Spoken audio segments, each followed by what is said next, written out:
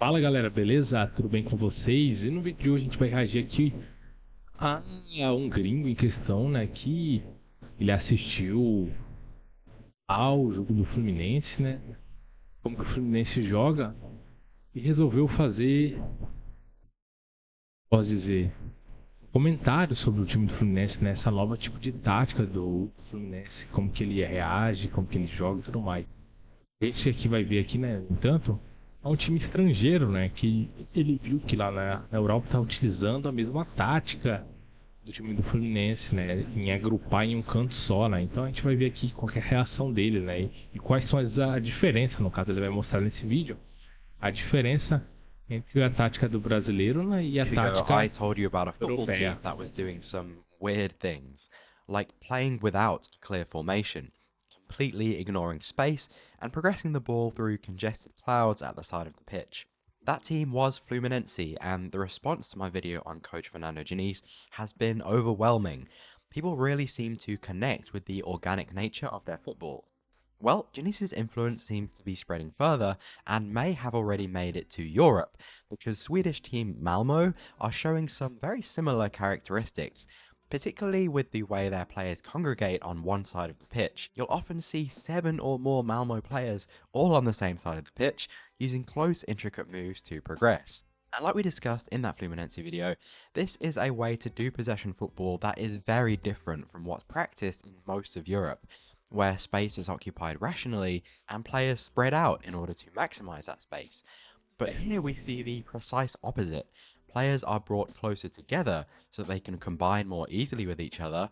That leads to a less rigid structure, and the players have more room to improvise with one another, which is something a lot of defensive systems simply aren't prepared for, and these overloads become very effective. What that then opens up for the players is a whole new footballing vocabulary. I talked before about escadinhas, or staircases, diagonal lines up the pitch that provide a route for progression, and Malmo have also begun to adopt these, a sign they're Tadinhas, né? becoming more in tune with the Corta-luzes que a emerging gente nature chama. of this system. But for me, the most interesting part of all of this is that it has been a conscious choice from Malmo head coach Henrik Rydström.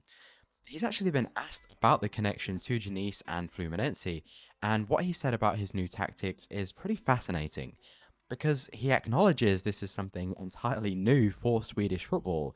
He says, "There's nobody in the Allsvenskan who plays like us." He references some of the other top teams, Haken, Elfsborg, saying that they play strictly and that you can name any player and know exactly where they'll be on the pitch. And while he doesn't criticize that, he simply says that that approach doesn't trigger me and hasn't triggered my players. Interestingly, there is some South American influence in this team in the form of Peruvian midfielder Sergio Pena, who's actually been an open admirer of Ganso, Fluminense's talisman. But you've also É, got some very natural playmakers, particularly e Anderson os caras Ponce jogam and primeiro o Sebastian Ganso, né, do Donati. Fluminense. And while the former picked up an unfortunate long-term injury, both players have real shades of old-school number 10s, with a tendency to float around and connect the dots between their teammates. So this positional freedom certainly suits them, and quite possibly it suits the coach as well. Ristrom himself seems like a pretty interesting character. He's got a master's degree in literary studies, he's written music reviews in Swedish magazines, and perhaps it's his artistic background that gives him more of an affinity with this kind of football, which is less ordered and less numerical than what we're used to seeing. However, all that said, Malmo are by no means a replica of Fluminense. In fact, they have some very significant differences, and that's where we get to talk about this potential tactical revolution. Because unlike Fluminense, Malmo do have clear structures in certain phases. In build-up, you can see a clear 4-2 shape with a double pivot, usually Sergio Pena and Hugo Larsson. That gives them a set of consistent build-up patterns in case they face a press. And then in the final third, that double pivot remains behind the ball. One fullback typically holds the width, which gives you more of a traditional rest defense for the sake of stopping counterattacks. They also do Volantes, né? defend in a pretty traditional shape. Here it's a 4-5-1, but it's also sometimes Ataques 4-4-2. laterais, So esses while volantes, Fluminense dissolve in better or worse, Malmo are still very much a dois. European team with clear structures. They just have the capacity to arrange themselves in unorthodox ways, Vê que making então just no every ataque ele pass map muda, né? absolutely ridiculous. And we're talking about historically the biggest club in Sweden here, who, if they win the league, could play in Olha, next year's Champions League. And that would be pretty exciting, because it would reaffirm to a major audience that there are different ways of doing things. Possession football não doesn't tá have to mudando, look né? like O futebol what tá mudando, não tá mais jogando como Guardiola aí, ó. rational Guardiola joga space tudo and espaçada. fixed zone occupation.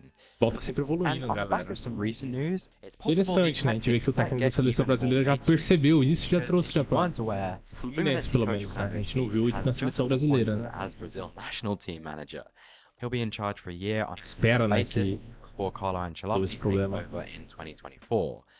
And so seeing this kind of football played by Neymar, Vinicius, Rodrigo and co is going to be absolutely fascinating, and it's about to be exposed to potentially a global audience. And genuinely, if it's successful, we might now be getting a glimpse of football's next tactical revolution.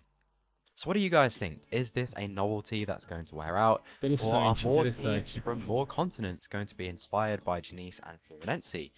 Tem Let que me ver, know, né? of Tem course, que testar as táticas, deixa eu pausar o vídeo. Tem que testar as táticas, né? Ver se elas funcionam ou não, né? No caso do Fluminense tá funcionando, né? Tá, eles, até o momento, né? A gente não, o time não embaixou. E pelo visto aqui, né? O time sueco, né? Não sei se é da Suécia ou sueco. Funcionou também, né? Então, depende do time, né? Depende dos jogadores também, qual que é o estilo que eles gostam mais de jogar, né? Porque se você tentar com um jogador que é mais acostumado a jogar ao 4-4-2 ou 4-4-3, 4-3-3, né, que o Guardiola faz normalmente, é mais estruturado, né, mais espaçado para passar a bola, não vai funcionar, né? Bem, basicamente esse daqui é o vídeo, né, que eu queria mostrar para vocês. É isso aí, guys. O canal do cara vai estar aqui, ó, The Foolish Futebol, né? Vai estar o link na descrição. É isso aí. Valeu, falou. Tchau, tchau.